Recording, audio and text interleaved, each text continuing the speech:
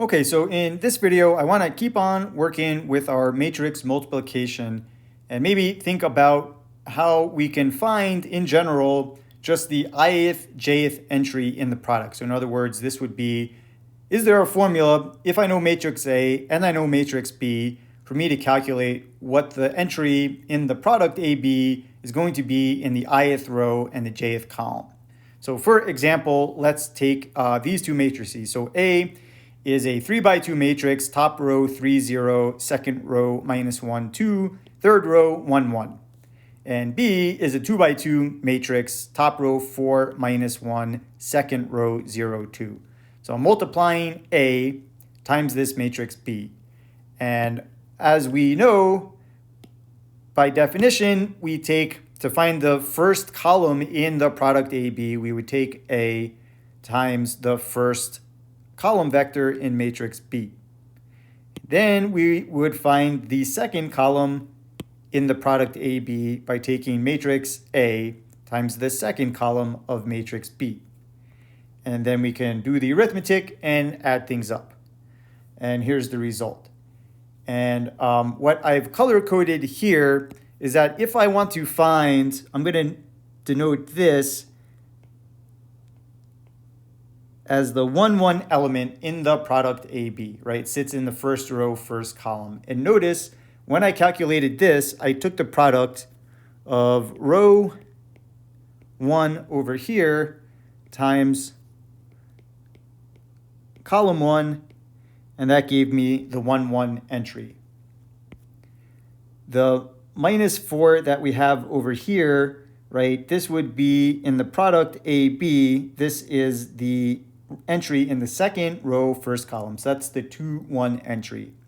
And notice to calculate that product, we took stuff in row 2 of matrix A and we multiplied it by column 1 of matrix B, and that gave me the 2, 1 entry.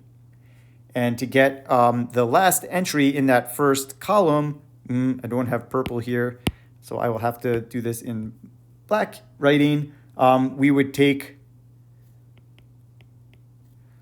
row 3 and we multiply that by column 2, and that's going to give me, column 1, and that's going to give me the 3, 1 term. So in general, if you're thinking, if I want to get the ijth entry, what we're going to do is we're going to multiply row I of the first matrix times row, or not row, but column J in the second column. And I'll talk about what I mean by multiplying this. But we're going to take information from row I of the first matrix, information from column J of the second matrix, and those two things are going to be able to tell us what the ijth entry is in the product. So let's write that out in a different way down below. So here I have things in general. So if matrix A is in general just some m by n matrix, so we have m rows and n columns, and matrix B is some arbitrary n times p matrix, so it has n rows and p columns. Okay, so now the product is defined because this has n columns, A has n columns, and B has n rows, so that's going to match up.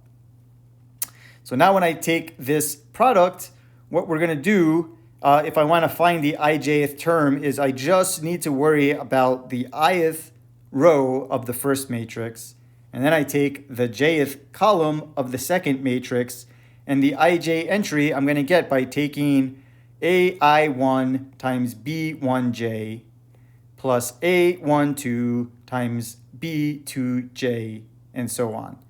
So we have a nice formula to calculate an element, any ij element in the product, as so. So sometimes this is a helpful way to write out the product of two matrices, or at least to find one individual entry in the product of matrices A and B. And so let's check this formula and how it would work, for example, for matrix AB.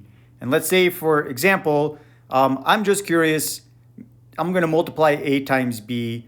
what is entry 3, 2 going to be in this product? So in other words, this entry right here in the third row, second column. So this theorem tells me that if I want to find the 3, 2 entry of the product AB, I take row 3 of the first matrix and column 2 of the second matrix, and then I'm going to take 1 times minus 1 plus 1 times 2. And when I add this up, right, I get minus 1 plus 2, and that gives me 1. And that equals the 3, 2 entry in the product. So this is how we could find each individual entry in the product AB.